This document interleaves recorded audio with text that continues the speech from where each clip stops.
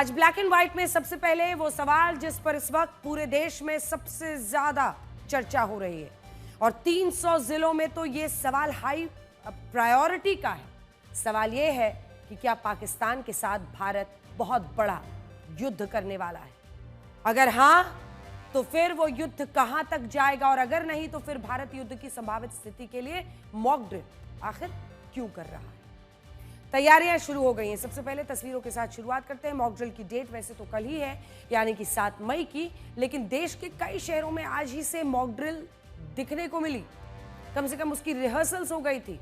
सबसे पहले आपको इस मॉक ड्रिल की एक छोटी सी झलक दिखाते हैं ताकि आप इस अभ्यास की इंटेंसिटी को, इसके जोर को समझ सकें। पहले आप जरा ये सायरन सुनिए, फिर आपको इसका मतलब बताते हैं।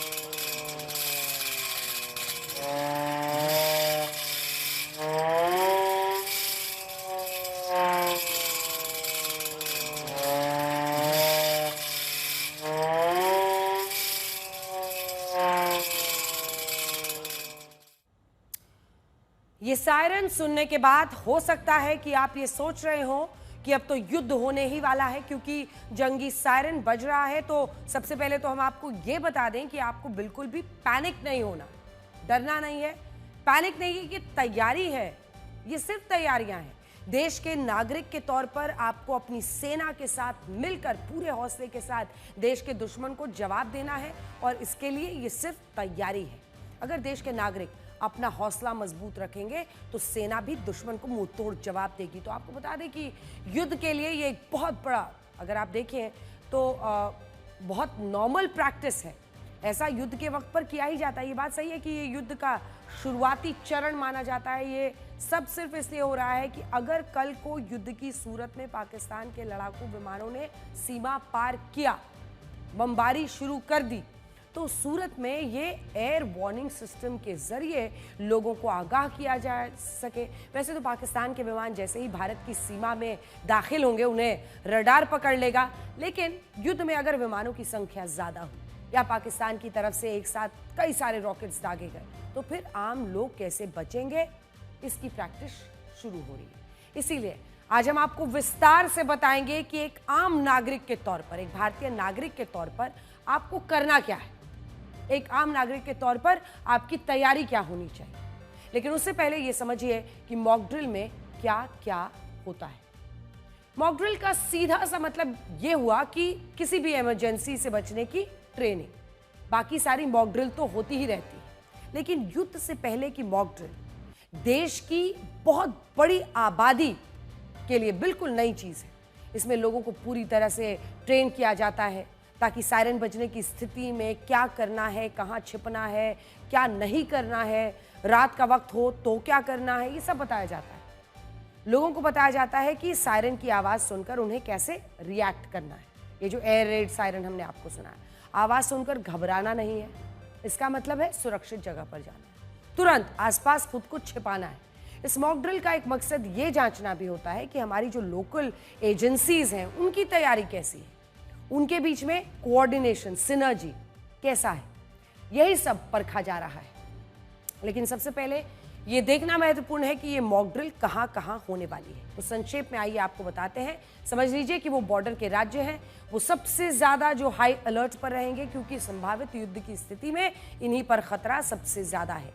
ये हम पूरा चार्ट आपको दिखा रहे हैं। वैसे तो ये लिस्ट बहुत लंबी है, 300 जिले हैं जो मॉक ड्रिल के लिहाज से शॉर्टलिस्ट किए गए हैं। वो इसलिए कि ये वो जगह है जहां दुश्मन टारगेट कर सकता है, और इसमें से कैटेगरी 1 सबसे ज्यादा हाई प्रायोरिटी पर है जो हम बता रहे हैं, क्योंकि वहां महत्वपूर्ण मिलिट्री इंस्टॉलेशंस हैं, यानी जो हमारे सेंसिटिव संयंत्र हैं, जो मिलिट्री के, सेना के वहां पर इंस्टॉलेशन है, परमाणु संयंत्र है, इसीलिए इन जगहों को कैटेगरी 1 में रखा गया है। तो अब हम आपको जरा बड़े स्क्रीन पर अब दिखाना चाहते हैं कि ये कैटेगरी 1 जिसे हम कह रहे हैं उसका अर्थ क्या है, कौन कौन सी जगहों पर है। तो सबसे पहले इन शहरों पर सबसे ज्यादा खतरा है। ये कैटेगरी 1 की 13 जगहें हैं जो हम आपको दिखाने वाले हैं, और इसी में अगर आप देखिएगा तो दिल्ली भी इसी में है। ऐसे में कैटेगरी 1 में देश के 13 शहरों को रखा गया है। इनमें सबसे पहले है देश की राजधानी दिल्ली, उसके बाद जो हर लिहाज से बड़ी है, महत्वपूर्ण है, सब कुछ यहीं पर है। पूरी सरकार दिल्ली से चलती है, देश की संसद, सुप्रीम कोर्ट, सारे सरकारी दफ्तर सब दिल्ली में है।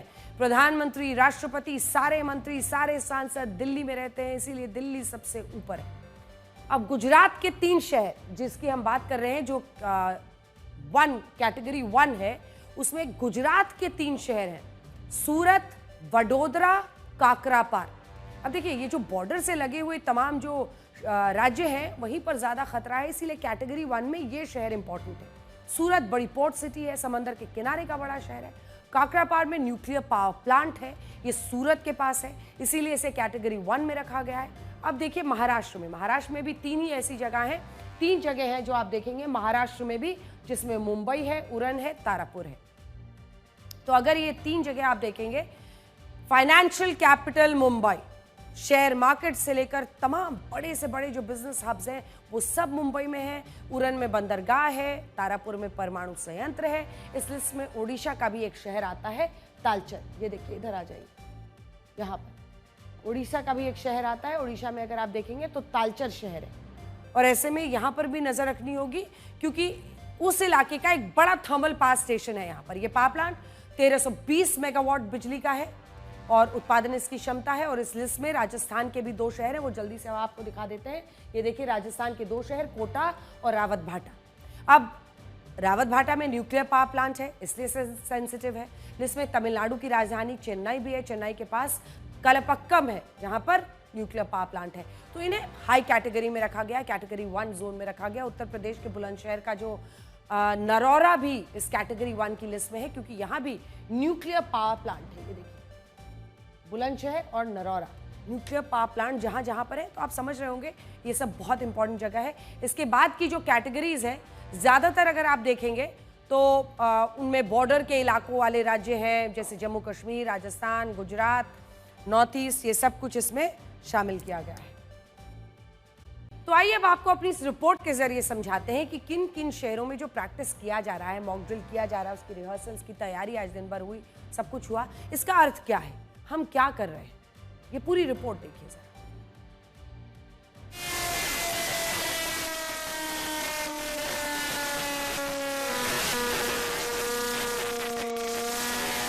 सिविल डिफेंस ने जो है तैयारी आज से शुरू कर दी है, रिहर्सल शुरू कर दिया है। आप अगर सायरन्स की आवाज सुनेंगे तो आपको दिखाई पड़ेगा कि किस तरीके के सायरन्स जो हैं वो यहाँ पर जो है इस वक्त यहाँ पर सायरन्स बजे हैं, और सायरन्स बजने के बाद कैसे निवासी खुद को लेट कर जगह और आंखों देख किस तरह जो पोजीशन ली गई है, कुछ यही पोजीशन, यही वो मानक हैं जो लेने पड़ेंगे और फिर खुद को वो बचा पाएंगे। यानी कि अगर खतरा होता है तो किस तरीके से लोगों को बचाया जाएगा, ऐसे कुछ इस तरीके से सिविल डिफेंस के जो लोग हैं वो आम नागरिकों को बचाएंगे। ये देखिए किस तरीके से दोनों कंधों से रोका गया लोगों को और उठाया जा रहा है बाकायदा। आग लगने पर कैसे बचाया जाएगा वो तस्वीर देखिए आप, सामने आग लगी है, सपोज सामने दिखाइए, सामने आग लग गई है, अब वो यहाँ बचाने आ रहे हैं। किस तरीके से यहाँ पर बचाया गया, यानी कि सिविल डिफेंस के लोगों ने किस तरीके से यहाँ पर आग से बचाया।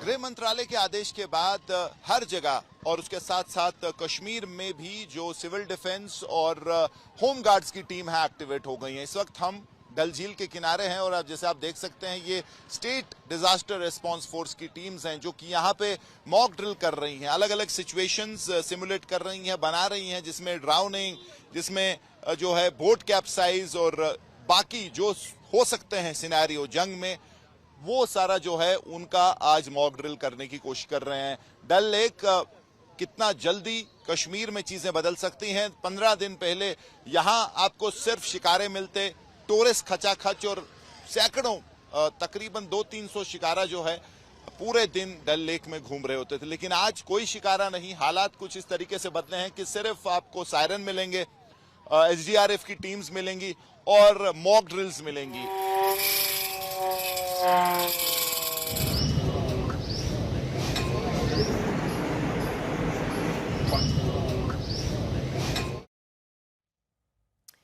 तो आप समझे आज दिन भर क्या हुआ है। युद्ध की तैयारी के लिए देशवासियों को जो मॉक ड्रिल करवाई जा रही है उसमें भारतीयों को डरने की जरूरत बिल्कुल नहीं है।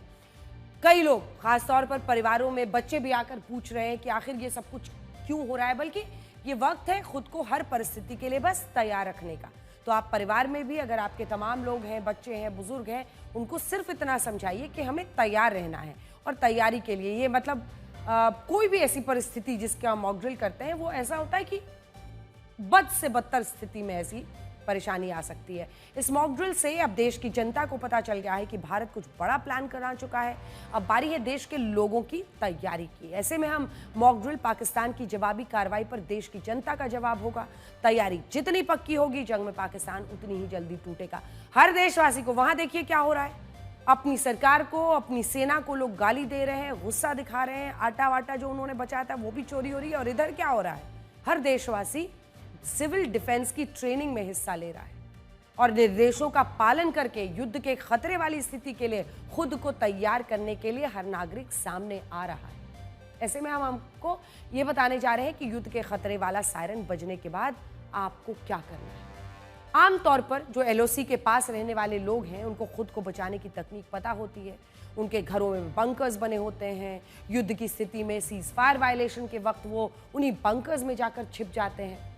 लेकिन आपके और हमारे जैसे लोगों को ऐसी परिस्थिति की आदत नहीं है। जाहिर तौर पर यह भी मुमकिन है कि अगर युद्ध हुआ तो पाकिस्तानी एयरफोर्स भी हमारे कई शहरों पर बमबारी करे। दिल्ली, मुंबई या देश के किसी भी शहर के ऊपर बमबारी होती है, खतरे का सायरन बजता है, तो उसके बाद क्या, उसके बाद करना क्या है, अब हम आपको ये बताने जा रहे हैं। सबसे पहले तो हम आपको ये कहना चाहेंगे कि अगर आपको युद्ध के खतरे वाला सायरन सुनाई देता है तो आपको घबराना नहीं है। ये सच है कि एक आम शहरी के लिए ये सब आसान नहीं है, लेकिन फिर भी आप कोशिश करें कि सायरन की आवाज़ से डरे नहीं बल्कि सावधान हो जाइए। सबसे पहले क्या होना है, सावधान होना। यूक्रेन युद्ध के दौरान भी हमने देखा था कि जब भी फाइटर जेट से हमला हो या रॉकेट और मिसाइल से अटैक की स्थिति में एयर रेड वार्निंग सायरन्स बजाए जाते थे। एयर रेड वार्निंग सायरन के दो संकेत होते हैं। पहला, अगर लंबे समय तक सायरन बजता है तो इसका मतलब है खतरा। अगर कुछ कुछ सेकंड्स के लिए सायरन बजता है और बंद हो रहा है तो इसका मतलब है खतरा टल गया है। तो युद्ध की स्थिति में जैसे ही आपको लंबे समय तक सायरन की आवाज सुनाई दे, चौकन्ने हो जाइए। तय की गई सुरक्षित जगह पर चले जाइए। तब तक बाहर ना आए जब तक सायरन से खतरा टलने के संकेत ना मिले। आप जहां कहीं भी रहते, पहले तो वहां की सबसे जो सुरक्षित जगह है उसको आप तलाशिए। आपको पता करना है सबसे सुरक्षित जगह है। ये ऐसी जगह होनी चाहिए जिसका टारगेट करना आसान ना हो। लेकिन अब आपका सवाल होगा कि सुरक्षित जगह क्या हो सकती है। हम आपको बताएंगे। अगर आप किसी हाउसिंग सोसाइटी में रहते हैं तो जो अंडरग्राउंड कार पार्किंग है एक सुरक्षित जगह हो सकती है। हमले की स्थिति में इमारतों पर रॉकेट अटैक किए जा सकते हैं, लेकिन जो अंडरग्राउंड पार्किंग है उन पर सीधा हमला करना मुश्किल है। अगर आप किसी ऐसे घर में रहते हैं जो जिसमें एक बेसमेंट है तो आपके लिए सुरक्षित जगह है। आप टीम बनाकर किसी एक व्यक्ति के बेसमेंट में सुरक्षित रहने की योजना भी बना सकते हैं। अगर आपके घर में बेसमेंट नहीं भी है पर आपके पड़ोसी ने बनाया तो आसपास के जितने लोग हैं उनको आप बेसमेंट में अपने साथ रख सकते हैं। अगर आपके घर के पास किसी सड़क के नीचे अंडरपास बना है तो ये भी सीधे हमले से बचने की सुरक्षित जगह हो सकती है। अगर आपके घर के पास किसी हाईवे पर टनल है तो ये भी सुरक्षित जगह है। अगर आप किसी मेट्रो स्टेशन के पास रहते हैं तो मेट्रो की अंडरग्राउंड टनल भी एक सुरक्षित जगह है। जब तनाव बढ़ता है तो दुश्मन की कोशिश होती है कि वो बड़े शहरों को निशाना बनाए, मिलिट्री एसेट्स को निशाना बनाए, इंफ्रास्ट्रक्चर को निशाना बनाए। और ऐसी स्थिति में शहरों के लोग क्या कर सकते हैं? चूंकि भारत में इस तरह के प्राकृतिक रूप से बंकर नहीं है, एक बड़ा शेल्टर हो सकता है इवैक्यूएशन के बाद लोगों को सुरक्षित ले जाने के लिए, वो है मेट्रो प्रोजेक्ट्स। जहां जहां पर भी मेट्रो हैं और ऐसे में उसके जो अंडरपास हैं, बेसमेंट है या जो मेट्रो की पूरी सुरंग है, वो इतनी मजबूत होती है सुरक्षा की दृष्टि से कि यहाँ पर बड़े बड़े चाहे बैलिस्टिक मिसाइल्स हों, रॉकेट हों, शॉर्ट रेंज रॉकेट्स हों या लॉन्ग रेंज रॉकेट्स हों, उनके असर को यहाँ न्यूट्रलाइज किया जा सकता है। लेकिन ऐसी जगहों पर कि नहीं, बल्कि मेट्रो के पूरी भीतर, टनल के भीतर, और इसीलिए कोशिश ये रहेगी कि जो इवैक्यूएशन हो ऐसी स्थिति में जहां पर तनाव और अगर वहां मेट्रो परियोजनाएं हों तो तुरंत स्थानीय नागरिकों को बड़ी संख्या में मोबिलाइज करके तुरंत शेल्टर होम्स में भेजा जा सके। और ऐसे मेट्रो के जो टनल हैं, जो अंडरपास हैं, जो सबवे हैं, वो एक नेचुरल शेल्टर का काम करेंगे जो किसी भी हवाई हमले को, चाहे फाइटर जेट से फायर किए जाने वाले रॉकेट्स हों या फिर बैलिस्टिक मिसाइल्स हों जो दूर से आती हैं, अगर वो गिरती हैं, उनका एक्सप्लोजन होता है तो उसका इम्पैक्ट बेहद कम होगा और उस इम्पैक्ट से ज़्यादा लोगों को बचाया जा सकता है। ऐसे में मेट्रो एक बड़ी लाइफलाइन जो आमतौर पर हमारे लिए बनी हुई है, जिसमें हम अपनी दिनचर्या हमारी बीतती है सुबह दफ्तर जाने से लेकर शाम को घर जाने तक, अगर युद्ध की स्थिति आती है और दुश्मन हमला करता है तो उस प्रोजेक्टाइल से, उन रॉकेट से, उन मिसाइल से बचने के लिए इस तरह के मेट्रो के जो सबवे हैं, जो बेसमेंट हैं, जो मेट्रो की टनल हैं, वो एक प्राकृतिक कवर, सुरक्षा कवच का काम कर सकती हैं, जहां इवैक्यूएशन के दौरान लोगों को बड़ी संख्या में रखा जा सकता है। अगर आप किसी ऐसे इलाके में रहते हैं जहां ये सारी चीज़ें नहीं हैं, घबराने की ज़रूरत नहीं है। आप अपने घर में रहें, कोशिश करें कि किसी मजबूत मेज़ या बेड के नीचे छिपकर अपने सिर पर चोट लगने से बचे आएँ और कानों को ढककर धमाके के शोर से आप बचा सकते हैं। और यही ट्रेनिंग में भी तस्वीरें सामने आई। हो सकता है, होने वाला नहीं है, हो सकता है, और अगर हो गया तो, और अगर नहीं हुआ तो ये ट्रेनिंग को नुकसानदायक थोड़ी है। ये तो आपको नागरिकता सिखा रही है, एक सेंस ऑफ रिस्पॉन्सिबिलिटी सिखा रही है, एक अच्छा साथी, एक अच्छा पड़ोसी बनने की सिखा रही है। सो मैं समझती हूँ इस देश की इंटरनल सिक्योरिटी की क्वालिटी को इंप्रूव कर रही है। और जब देश में आधी लोग युवा है,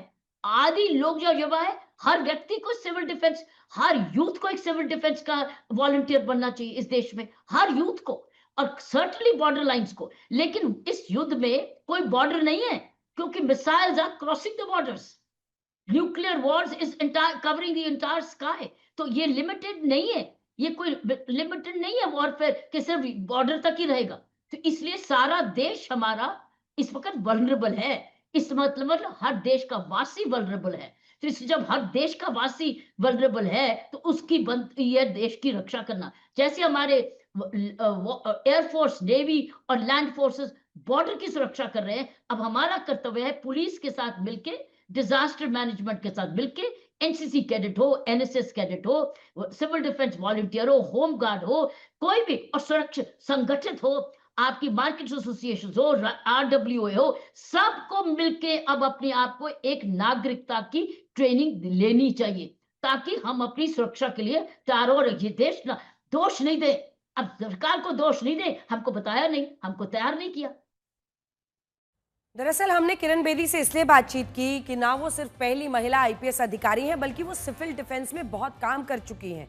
और उनसे प्रश्न मैंने किया था कि क्या युद्ध हो सकता है, उनकी पहली लाइन ये थी कि हो सकता है, बिल्कुल हो सकता है। देखिए, एयर रेड वार्निंग सायरन्स का मकसद आपको सावधान करना है। युद्ध की स्थिति में ये जरूरी है आप सुरक्षित जगह की तलाश करिए, सायरन की आवाज सुनाई देगी, आप उसी जगह पर जाएंगे। अब ये मान लेते हैं कि आपने सुरक्षित जगह की तलाश कर ली, युद्ध की स्थिति आपको पता है कि कहां जाना है, लेकिन अब एक सवाल यह है कि अगर बहुत देर तक खतरा बना रहा, आप क्या करेंगे? इसके लिए भी गृह मंत्रालय की तरफ से गाइडलाइंस जारी की गई है। उसी के आधार पर हम आपको ये बताएंगे कि आपको सुरक्षित जगह पर अपने साथ क्या क्या सामान ले जाना है, यानी आपकी इमरजेंसी किट में क्या क्या हो सकता है। तो आइए हम आपको सबसे पहले दिखाते हैं ये जो गाइडलाइंस सरकार की तरफ से जारी की गई हैं, होम मिनिस्ट्री की तरफ से, उसमें यह बताया गया है कि इमरजेंसी किट में सबसे पहले तो पानी की 1 या 2 बॉटल, पानी सबसे ज़रूरी है जिंदा रहने के लिए। इसके अलावा थोड़ी मात्रा में ही सही, लेकिन रेडी टू ईट खाना आप ले सकते हैं। और हम आपको यहाँ भी दिखाएंगे स्टूडियो में रेडी टू ईट खाना क्या क्या हो सकता है। इसमें एक फर्स्ट एड किट ज़रूरी है, एंटीसेप्टिक लोशन, कोई भी दर्द की दवा, पेन किलर्स जिसे हम कहते हैं, बैंडेज अगर कोई चोट लगे, और आपकी ज़रूरी दवाइयाँ, मसलन आपको कोई भी बीमारी हो, अगर प्रेशर की या शुगर की, डायबिटीज़, कोई भी, तो उसकी जो आप रेगुलर दवा लेते हैं उसको भी रख लीजिए। बैटरी से चलने वाली टॉर्च, कुछ एक्स्ट्रा बैटरीज भी होनी चाहिए। लंबे समय तक रुकना पड़ा तो सोने के लिए स्लीपिंग बैग भी आप ले सकते हैं। युद्ध की स्थिति में निर्देशों को सुनने के लिए पॉकेट रेडियो होना चाहिए। इसके अलावा 1 से 2 सेट कपड़े हों, एक छोटा सैनिटाइजर, टूथब्रश, ये सब कुछ उसमें होना चाहिए, जो जरूरी सामान है। इसके अलावा आपका मोबाइल चार्जर, आपका पहचान पत्र भी आपके पास जरूर होना चाहिए। तो अब आइए हम आपको दिखाते हैं इन चीजों से आप युद्ध की स्थिति में अपनी एक इमरजेंसी किट बना सकते हैं, जिसको आपको हर वक्त तैयार रखना है। जैसे ही सायरन की आवाज आपके इलाके में सुनाई दे, अपने साथ आप ये किट तुरंत बनाकर रख सकते हैं, जिसमें अलग अलग चीजें हमने यहाँ पर रखी हुई हैं। आप देख ही रहे होंगे, ये कुछ ऐसा मतलब टॉर्च आपके पास होना चाहिए जिसके लिए बैटरीज हो, कुछ ये इमरजेंसी लाइट है, ये बैटरियां हैं कुछ, और ये दूसरा आप देख रहे हैं, ये हमने रेडी टू ईट में ये ड्राई फ्रूट्स रखे हैं जो आप रख सकते हैं अगर आपको खाना हो तो ये ड्राई फ्रूट्स रख सकते हैं। इस तरह से पानी की बोतल आपको चाहिए, कुछ कपड़ा चाहिए अगर ब्लैक से आपको अपने आप को कवर करके कैमोफ्लेज करना है। लेकिन ये सबसे ज़रूरी चीज़ है, ये जो आप देख रहे हैं ये सबसे ज़रूरी चीज़ है, ये इमरजेंसी फर्स्ट एड किट है। तुरंत आपको ये पूरा किट एक ऐसा बनाकर रख लेना चाहिए। और ये गृह मंत्रालय की तरफ से जारी गाइडलाइंस के अनुसार हम आपको बता रहे हैं। कई लोगों के मन में ये आ रहा होगा कि ज़्यादा डराया जा रहा है या युद्ध की बात की जा रही है, ऐसी कोई बात नहीं है, सिर्फ तैयारी है। और अगर सरकार ऐसे वक्त पे आपको बता रही है कि आपको अपनी तरफ से तैयारी रखनी चाहिए, तो इसमें कुछ हर्ज नहीं है। सिविल डिफेंस से जुड़े लोगों के निर्देशों का पालन करना है, अफरा तफरी नहीं करनी है, खुद आपको ही नहीं बल्कि परिवार के लोगों को भी इसी तरह की प्रैक्टिस करवानी है, ताकि वो भी अपनी इमरजेंसी किट के साथ हमेशा तैयार रहें। कुछ चीज़ें हैं जिसे आपको करने से बचना है। एयर रेड वार्निंग की आवाज़, अगर आपने सायरन की आवाज़ को अनसुना नहीं करना है, लापरवाही बिल्कुल नहीं बरतनी है, बजने दो कोई फ़र्क नहीं, ऐसा नहीं है, ये गंभीर है, ऐसे में आपको तैयार रहना है। ऐसा ना हो कि आप सायरन की आवाज़ को अनसुना कर दें और फिर किसी खतरे में पड़ जाएं। देखिए, मुमकिन है कुछ ना कुछ तो होगा, इस बात से कोई इनकार नहीं कर रहा। आप जिस एक्सपर्ट से पूछिए, किरण बेदी से मैंने पूछा, उन्होंने कहा युद्ध हो क्या युद्ध होगा, कहा बिल्कुल हो सकता है। लेकिन अगर नहीं भी होता है, इस तैयारी में, इस सबक में, इस सीखने में कोई कमी नहीं रखनी चाहिए। जब जंग होती है तो दिन और रात कभी भी हमला हो सकता है, इसीलिए दिन में जिस तरह की तैयारी हमने करनी है, उसी तरह से रात में भी हमें बिना घबराए तैयार रहना है। कुछ ऐसे उपाय भी हैं जिससे आप रात के वक्त दुश्मन का टारगेट बनने से बच सकते हैं। जंग के दौरान रात में अक्सर ब्लैकआउट कर दिया जाता है, यानी सारी लाइटें बंद, बत्ती गुल, घर की रोशनी को इतनी कम रखी जाती है जिससे आप या आपका घर दुश्मन के टारगेट पर ना आए। सरकार इसके लिए ब्लैकआउट वार्निंग जारी करती है, जिसके लिए आपको तैयार रहना चाहिए। अपने घर की खिड़कियों पर गहरे रंग के मोटे कपड़े वाले पर्दे लगवा डालिए, ताकि घर के बाहर रोशनी ना जाए। और अगर आप लाइट ऑफ करें तो मुमकिन हो कि आपके पास कुछ हल्की लाइटें हों, इसीलिए हमने भी आपको दिखाया कि आप कैंडल रख सकते हैं या इमरजेंसी लाइट रख सकते हैं अगर आपको कहीं जाना है। लेकिन कम रोशनी में कैसे रहना, ये आपको समझना होगा। कोशिश कीजिए कि आप रात के वक्त बिना बिजली के ही घर में रह सकें। इसका अभ्यास आप कर सकते हैं। जिन जगहों से रोशनी बाहर से दिख सकती है, उन जगहों को बिल्कुल कवर करना है, कार्डबोर्ड लगा सकते हैं। ब्लैकआउट के वक्त घर की बिजली का मेन स्विच बंद कर दें। ऐसी स्थिति में अपने परिवार के साथ रहें। ज़रूरी होने पर टॉर्च या मोमबत्तियां जलाएं, लेकिन कोशिश करें कि खिड़कियों से दूर रहें।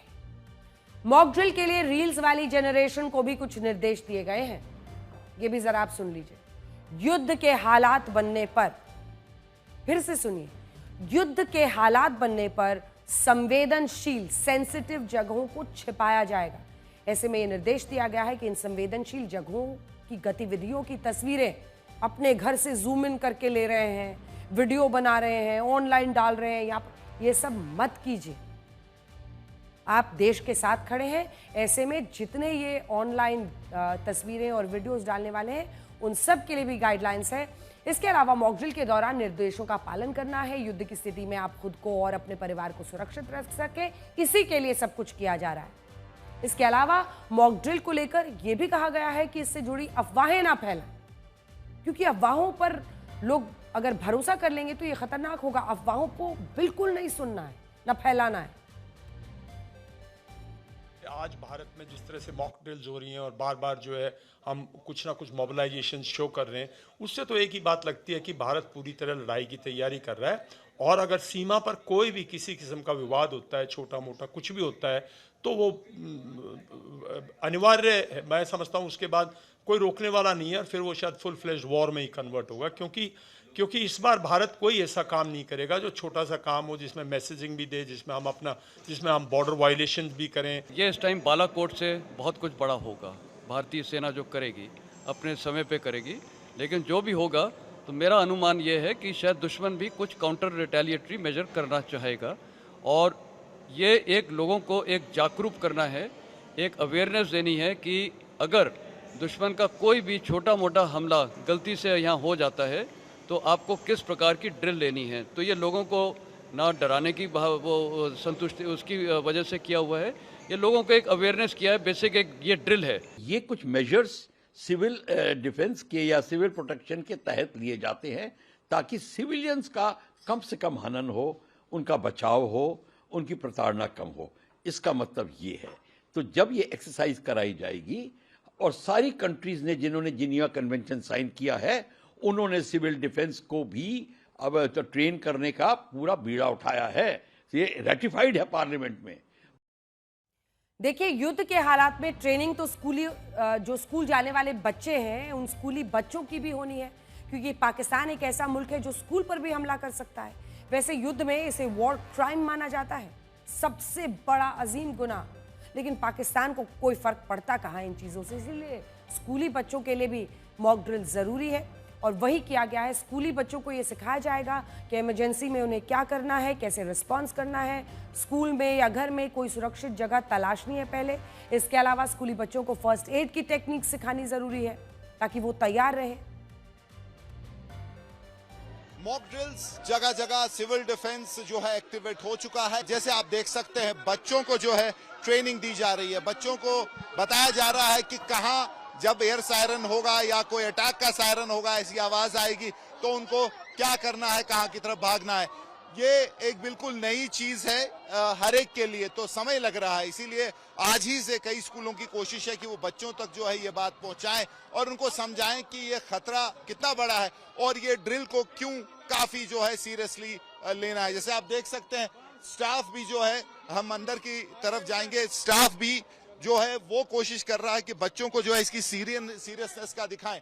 और ये जो क्लासेस में बच्चे जा रहे हैं और इनको बताया गया कि ऐसे में बेंचेस के नीचे छुप सकते हैं या जो ढाल है, जो भी कोई ऐसी चीज है जहां वो नीचे अपने आप को सुरक्षित कर सकते हैं, वैसे सुरक्षित किया जाए। और इसकी सीरियसनेस को समझाने के लिए ये ड्रिल कितनी इंपॉर्टेंट है। और कल को अगर ऐसी सिचुएशन बनती है जहां जंग का खतरा होगा, जहां एरियल बम्बार्डमेंट हो सकती है, मिसाइल अटैक हो सकता है, किसी भी किस्म का खतरा बन सकता है, तो उस वक्त कैसे रिएक्ट करना है। तो यही जो है MHA का मंशा है कि जितना ज्यादा ये ड्रिल्स हो, जितनी फैली हुई हो और जितना ज्यादा लोगों तक ये पहुंचे कि कैसे छोटे छोटे इंपॉर्टेंट स्टेप लेके वो जो जंग की सूरत में अपनी जान बचा सकते हैं।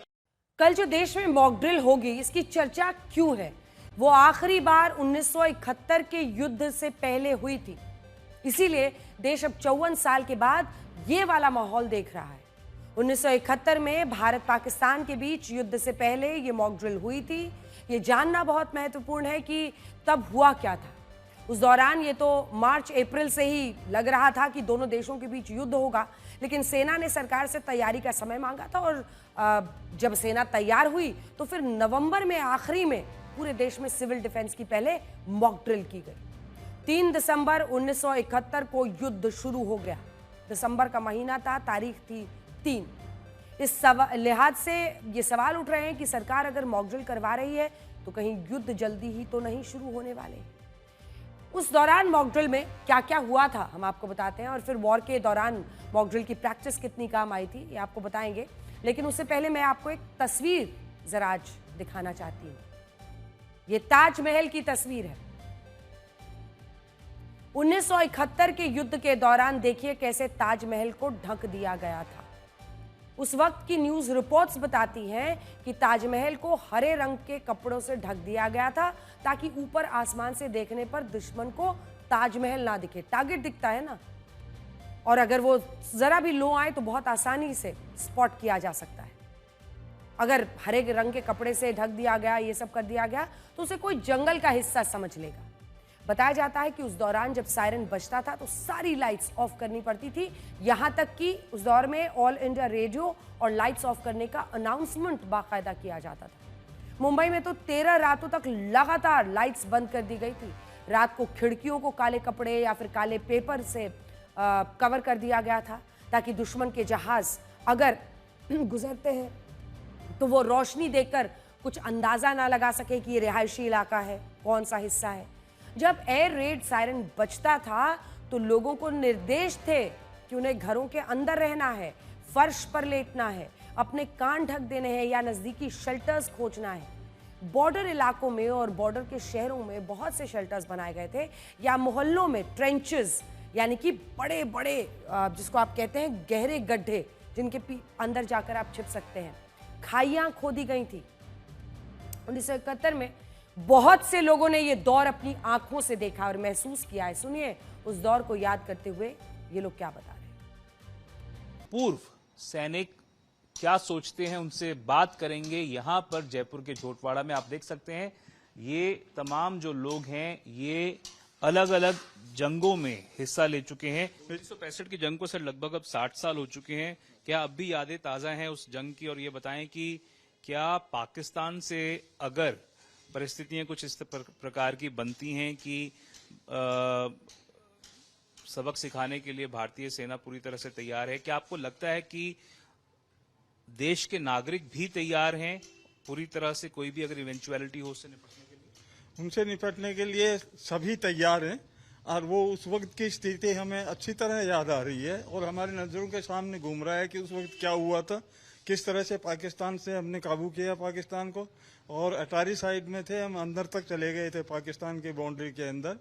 उनके पैटर्न टैंक थे, उन पैटर्न टैंकों को बहुत से तोड़ करके और उनको अपने कब्जे में ले लिया गया था। हमारे पास एमएस टैंक थे, हम बाई रोड पर हम चल रहे थे और उसको चारों तरफ से उनके पैटर्न टैंक अंदर आ रहे हैं। हमने बीकीमेंट क्रॉस करने के बाद चैनपुरा गांव है, उसके पास से चारों तरफ से पाकिस्तान को टैंकों को घेर लिया, तो उन्होंने टैंकों को खुद छोड़ के चले गए। 71 की वॉर के बारे में बता रहे थे सर, आप उसमें हिस्सा लिया था आपने, क्या माहौल था? हम तो कम से कम 70 किलोमीटर इधर राजस्थान में थे, मुंडावा।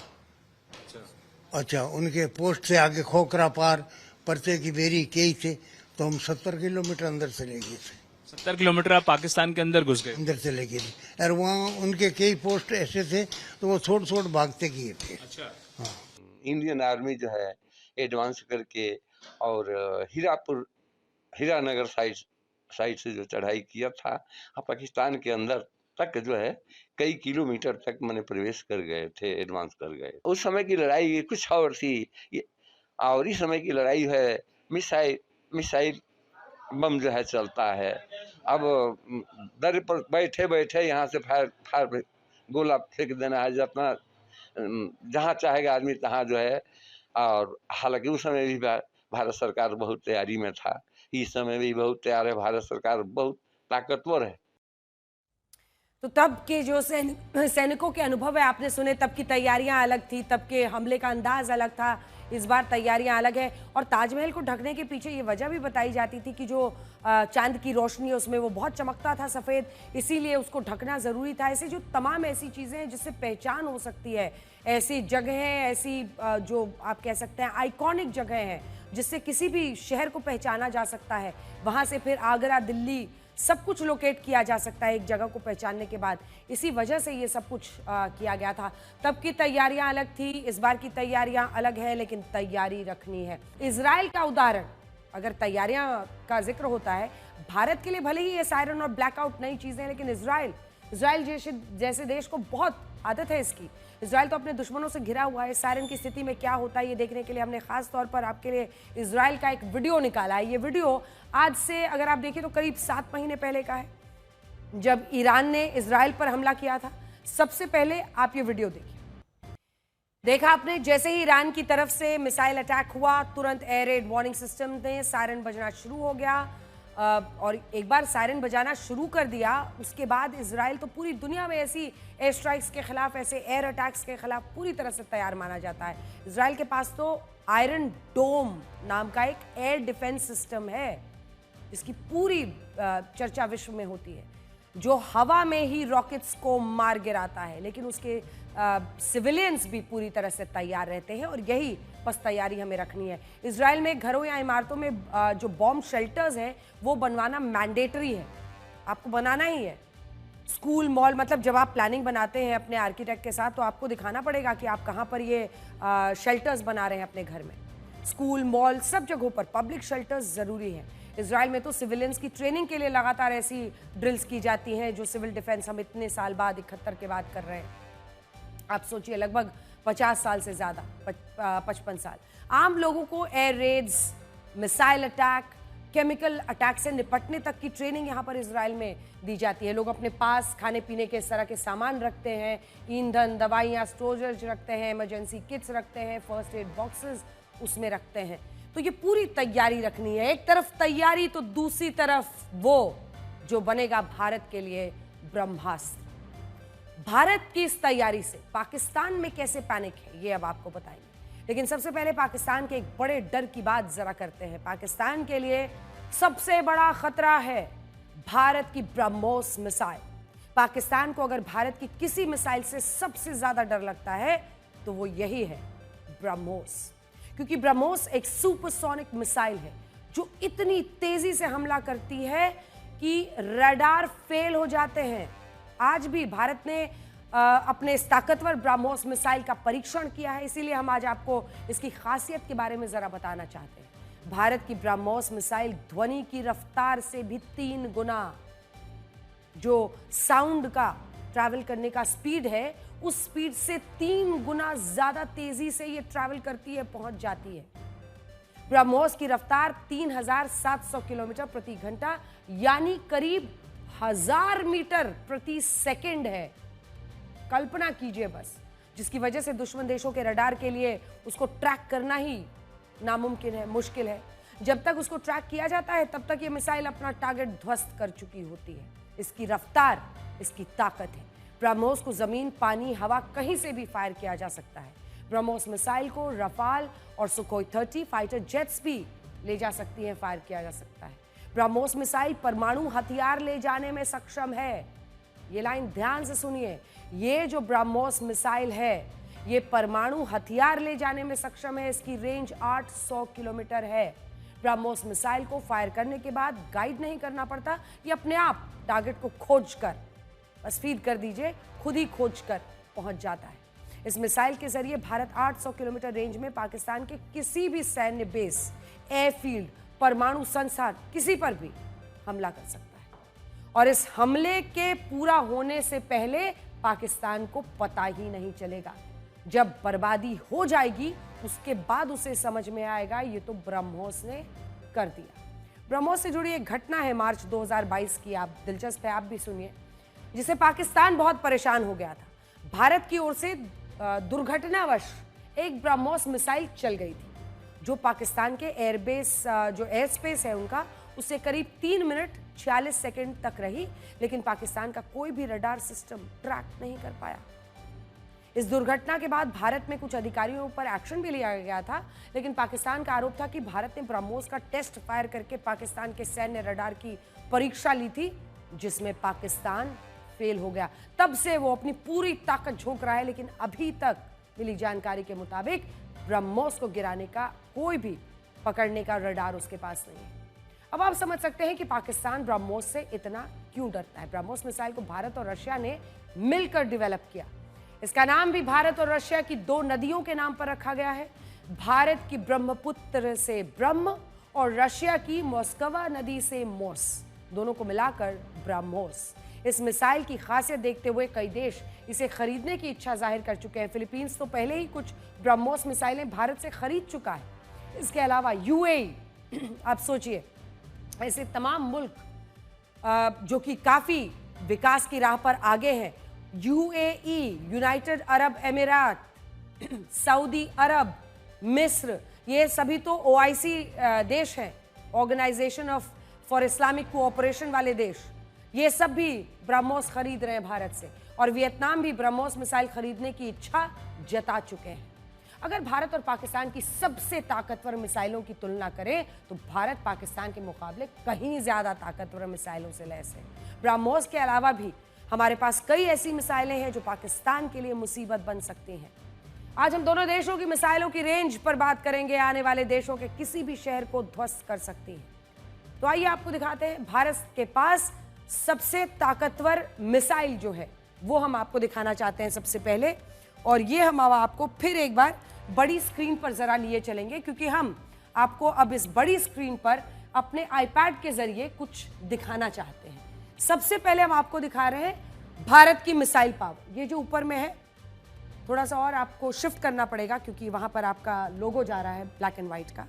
ये भारत की मिसाइल पावर है जो हम आपको सबसे पहले दिखा रहे हैं। अब ये देख लीजिए, भारत पाकिस्तान। सबसे पहले अगर आप देखिएगा जो मिसाइल पावर है भारत की, अग्नि-P। सबसे पहले ये वाला देखिए, ये हम आपको दिखाते हैं अग्नि-P। इसको जब आप देखेंगे ऐसा गोला करके, तो ये जो पहली लाइन आपको दिख रही है कौन सी, ये वाली, ये जो फर्स्ट लाइन है अंदर में, ये आप मैंने मार्क किया आपके लिए पहली लाइन। और ये है अग्नि-P जो कि 2000 किलोमीटर तक जा सकती है। अग्नि-5 उसके बाद है जो 5000 किलोमीटर दूर तक टारगेट पर हमला कर सकती है। ये देखिए अग्नि-5 हम आपको दिखा रहे हैं लास्ट में। इसके बीच में अग्नि-2 है जो कि ग्रेटर देन, यानी 2000 किलोमीटर से ज्यादा। ये मैंने सर्कल कर दिया आपके लिए, ये आप देख रहे हैं 2000 किलोमीटर से ज्यादा है। और उसके बाद अग्नि-3 है जो कि 3200 किलोमीटर ज्यादा तक जा सकती है, से ज्यादा। और फिर लास्ट में 5000 किलोमीटर। अब आपको कुछ बताएं, पाकिस्तान तो छोड़िए, छोड़ दीजिए पाकिस्तान को, देखिए कौन कौन से देश इसके जद में आ रहे हैं। मैंने अंडरलाइन कर दिया आपके लिए। ये है ईरान, रुकिए जरा उसके नाम पर हो गया, ये थोड़ा सा नीचे करते हैं। ईरान, ऊपर कजाकिस्तान, एक और नाम लेना बहुत अच्छा है जिसका तुर्की, यमन, ईरान, इराक, चीन, सब इसके जद में आ सकते हैं। पाकिस्तान तो खैर हमारी आतंकी पड़ोसी है। इसी तरह से अगर आप देखें तो हमारी जो अग्नि-3 मिसाइल की रेंज है वो ईरान, पाकिस्तान, चीन, ओमान, बांग्लादेश, आसपास के 3200 किलोमीटर रेंज में जितने देश आते हैं सब पर हमला कर सकती है। अग्नि-2, अग्नि-P मिसाइल भी ईरान, चीन, पाकिस्तान, तमाम ऐसे देश जैसे 2000 किलोमीटर की रेंज में आने वाले देश हैं, उन सब पर हमला करके उनको ध्वस्त कर सकती है। तो कुल मिलाकर अब आपने देख लिया है कि भारत का रेंज क्या है, दूर दूर कहां तक आप पहुंच रहे हैं, ये पूरा रेंज आपने देख लिया है। इसके बाद हम आपको दिखाने वाले हैं कि पाकिस्तान का रेंज क्या है, उसके पास जो मिसाइलें हैं वो कहां तक पहुंच सकता है। तो अब हम आपको पाकिस्तान का रेंज दिखाने वाले हैं। देखिए ये आ गई पाकिस्तान की मिसाइल पावर जो आप देख रहे हैं ऊपर में। अब इसमें आप देख लीजिए, इसमें हम आपको दिखा रहे हैं शाहीन, सब 2000 किलोमीटर। सबसे जो उनका सबसे बड़ा वाला मामला चलता है वो 750 वाला चलता है। ये देखिए नीचे, ये है उनका मामला, छोटा वाला। और सबसे ऊपर जो पहुंचता है वो क्या है, ये वाला मैंने अंडरलाइन कर दिया आपके लिए, 2000 शाहीन 2।